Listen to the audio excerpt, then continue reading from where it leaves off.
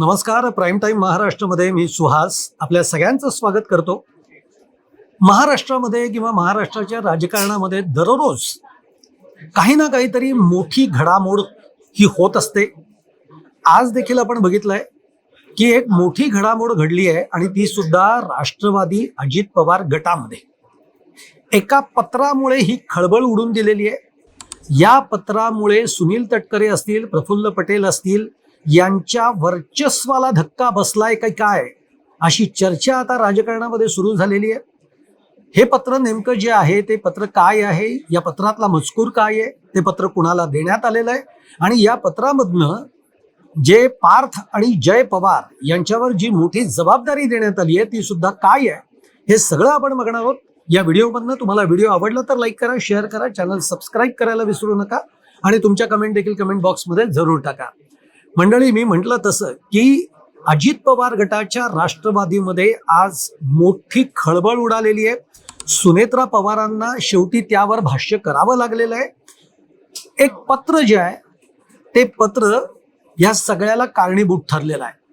हे पत्र केंद्रीय निवडणूक आयोगाला देण्यात आलं. या पत्रामध्ये जी नवीन कार्यकारिणी आहे, या कार्यकारिणीमध्ये आता कोण कोण असणार आहे, या कार्यकारिणीमध्ये कुणाला कोणत्या जबाबदाऱ्या देण्यात आलेल्या आहेत, हे सगळं नमूद करण्यात आलेलं आहे आणि ते पत्र केंद्रीय निवडणूक आयोगाला देण्यात आलेलं आहे. पण मग आता तुम्ही म्हणाल की याच्यामध्ये खळबळ काय, ह्याच्यामध्ये धक्का काय आहे? ह्याच्यामध्ये धक्का हा आहे की या पत्रामध्ये सुनील तटकरेंचं नाव नाही आहे. या पत्रामध्ये म्हणजे कार्यकारिणीमध्ये याच्यामध्ये प्रफुल्ल पटेलांचं नाव नाही, छगन भुजबळांचं नाव नाहीये, दिलीप वळसे पाटलांचं नाव नाहीये आणि सगळ्यात महत्वाचं म्हणजे या पत्रामध्ये पार्थ पवार आणि जय पवार यांच्यावर मोठी जबाबदारी देण्यात आली आहे. ती जबाबदारी म्हणजे सुद्धा तुम्हाला सांगतो, पार्थ पवार जे आहेत ते राष्ट्रीय जनरल सेक्रेटरी म्हणजेच राष्ट्रीय सरचिटणीस हे पार्थ पवारांना करण्यात आलेलं आहे आणि जय पवार जे आहेत ते नॅशनल सेक्रेटरी म्हणजेच राष्ट्रीय सचिव या पदावर त्यांची नियुक्ती झालेली आहे. म्हणजे ही थोडक्यामध्ये राष्ट्रवादीमध्ये पार्थ पवार आणि जय पवार यांच्यावर खूप मोठी जबाबदारी देण्यात आलेली आहे. आता त्याचबरोबर तुम्हाला हे लक्षात येतंय का की राष्ट्रीय सचिव या पदाची जबाबदारी कोणावर होती, कोणाकडे होती, तर ती होती प्रफुल्ल पटेलांकडे. आज प्रफुल्ल पटेलांचं या कार्यकारिणीमध्ये नाव नाहीये. प्रफुल्ल पटेल नाही, सुनील तटकरे हे राष्ट्रीय सचिव होते, त्यांचं ते सरचिटणीस होते, त्यांचं या कार्यकारिणीमध्ये नाव नाहीये. प्रफुल्ल पटेल जे अध्यक्षांच्या खालोखाल, ज्याला आपण म्हणतो ना एक्झिक्युटिव्ह अध्यक्ष, हे त्यांनी स्वतःकडे पद घेतलेलं होतं, त्यांचं नाव या कार्यकारिणीमध्ये नाहीये आणि त्यामुळे आता राजकीय वर्तुळामध्ये प्रचंड मोठी चर्चा सुरू झालेली आहे की या पत्रामध्ये प्रफुल्ल पटेल, सुनील तटकरे यांचं नाव नसणं म्हणजे त्यांच्या वर्चस्वाला हा एक प्रकारचा धक्का मानला जातोय.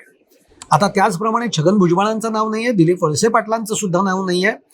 म्हणजे मग हे पत्र नेमकं आपल्याला काय संकेत देत आहे, हे पत्र काय संदेश देत आहेत राजकारणामध्ये, हे बघणं फार गरजेचं आहे. एक लक्षात घ्या, तुम्हाला आठवत असेल अजितदादांच्या निधनानंतर प्रफुल्ल पटेल आणि सुनील तटकरे यांनी एक पत्र निवडणूक आयोगाला दिलेलं होतं. त्या पत्रामध्ये प्रफुल्ल पटेल यांनी स्वतःकडे जी जबाबदारी घेतलेली होती, म्हणजे त्यांनी असं म्हटलं होतं की आमच्या कार्यकारिणीमध्ये, अजितदादा असताना आमच्या कार्यकारिणीमध्ये अध्यक्षांनंतर माझ्यावर जी संपूर्ण जबाबदारी देण्यात आलेली आहे कार्यकारी अध्यक्ष म्हणून, ती जबाबदारी म्हणजे जेव्हा अध्यक्ष, पक्षाचे अध्यक्ष अनुपस्थित असतील तेव्हा पक्षाचे कार्याध्यक्ष हे पूर्णतः सगळं निर्णय घेतील, अशा आशयाचं पत्र हे पटेल आणि तटकरे यांच्याकडनं देण्यात आलेलं होतं. या बाबतीमध्ये खूप चर्चा झाली, पक्षांतर्गत खूप नाराजी पसरली. 35 आमदार या सगळ्या प्रकरणावर नाराज झाले. तुम्हाला आठवत असेल तर राष्ट्रवादीतल्या 35 आमदारांनी सुनेत्रा पवार याच पक्षाच्या अध्यक्षा, राष्ट्रीय अध्यक्ष असतील, हे देखील पत्र, आपल्या 35 आमदारांच्या सह्यांचं पत्र हे देण्यात आलेलं होतं. आणि एकूणच राष्ट्रवादीमध्ये सुनील तटकरे असतील, प्रफुल्ल पटेल असतील, यांचं जे वर्चस्व वाढत चाललेलं होतं, या वर्चस्वाबद्दल राष्ट्रवादी अजित पवार गटामध्ये इतर आमदारांमध्ये प्रचंड नाराजी पसरलेली होती. सुनेत्रा पवारांनी जसं सगळं पक्षाची धुरा हाती घेतली त्यानंतर मात्र हळूहळू म्हणजे सुनेत्रा पवार फार कमी बोलतायत. त्या अशी चर्चा होते की सुनेत्रा पवार पक्ष सांभाळू शकतील का, सुनेत्रा पवार काही बोलत नाही आहेत. पण एक लक्षात घ्या, जो गरजते है वो बरसते नहीं है. पण जे बोलत नाहीत ना ते न बोलून खूप मोठं काम करत असतात. सुनेत्रा पवार ह्या त्याच पद्धतीने काम करत आहेत. ते मीडियाला बाईट देत नाहीत, ते चर्चा करत नाहीत, पण त्यांना जे काही करायचं आहे तो संदेश ते बरोबर देत आहे. आणि मला असं वाटतंय की जे पत्र प्रफुल्ल पटेल आणि तटकरे यांनी ज्या पद्धतीने निवडणूक आयोगाला दिलं होतं, मग त्याच्यानंतर तुम्हाला आठवत असेल सुनेत्रा पवारांनी सुद्धा पत्र दिलेलं होतं की हे पत्र ग्राह्य धरू नये. आणि आता त्यानंतर कार्यकारिणीतल्या बदलाचं हे पत्र केंद्रीय निवडणूक आयोगाकडे जातं. याचा अर्थ काय होतो? याचा अर्थ हाच होतो की सुनेत्रा पवार हेच सांगतायत की अजित पवार गटाच्या राष्ट्रवादीमध्ये सर्वेसर्वा आपणच आहोत. त्यानंतर पार्थ पवार, जय पवार यांच्यावर सगळ्यात मोठी जबाबदारी आहे.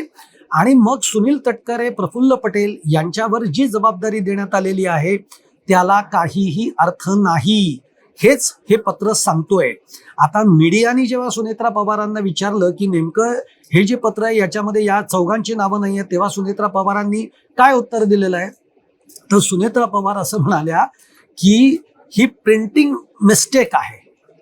प्रिंटिंग मिस्टेक कशी असू शकेल? म्हणजे या 4-5 जणांची नावं नसणं ही काही प्रिंटिंग मिस्टेक नसणार ना. प्रिंटिंग मिस्टेक काय असू शकते? तर एखाद्याचं नाव चुकणं किंवा नावापुढचं आडनाव चुकणं किंवा त्याच्यामध्ये स्पेलिंग मिस्टेक होणं, ह्या चुका प्रिंटिंग मिस्टेक म्हणून आपण ग्राह्य धरू शकतो. पण प्रफुल्ल पटेलांचं नाव नसणं, तटकरेंचं नाव नसणं, भुजबळांचं नाव नसणं, वळसे पाटलांचं नाव नसणं ही प्रिंटिंग मिस्टेक नक्कीच असू शकत नाही. पण सुनेत्रा पवार म्हणल्यात की ही प्रिंटिंग मिस्टेक आहे आणि त्याच्यामध्ये आता आम्ही पुढच्या काळामध्ये नक्की बदल करू. आता पुढच्या काळामध्ये म्हणजे तो बदल कधी होणार आहे, काय होणार आहे हे आपल्याला माहित नाही. पण मी जे तसं तुम्हाला म्हणलं की राष्ट्रवादीमध्ये काहीतरी घडत होतं आणि ते जे घडत होतं तेच हे आहे की राष्ट्रवादीमधले इतर जे आमदार आहेत ते प्रफुल्ल पटेल आणि सुनील तटकरे हे ज्या पद्धतीचं राजकारण राष्ट्रवादीमध्ये करतायत हे या आमदारांना मान्य नव्हतं. आणि म्हणून एक खळबळ माजलेली होती. अशी परिस्थिती सुद्धा आली होती की कदाचित काही आमदार हे अजितदादांचा पक्ष सोडून शरद पवारांच्या राष्ट्रवादीमध्ये जातील. पण शेवटी सुनेत्रा पवारांना आपला पक्ष टिकवणं हे फार महत्वाचं आहे. काही येणारा काळ जो आहे तो आता खूप महत्वाचा आहे. 2029ची लढाई ही खूप महत्वाची आहे. अशा वेळेला आपला एकही आमदार फुटू न देणं, आपल्या पक्षामध्ये कुठेही नाराजी न असणं याची काळजी सुनेत्रा पवारांना घ्यायची आहे.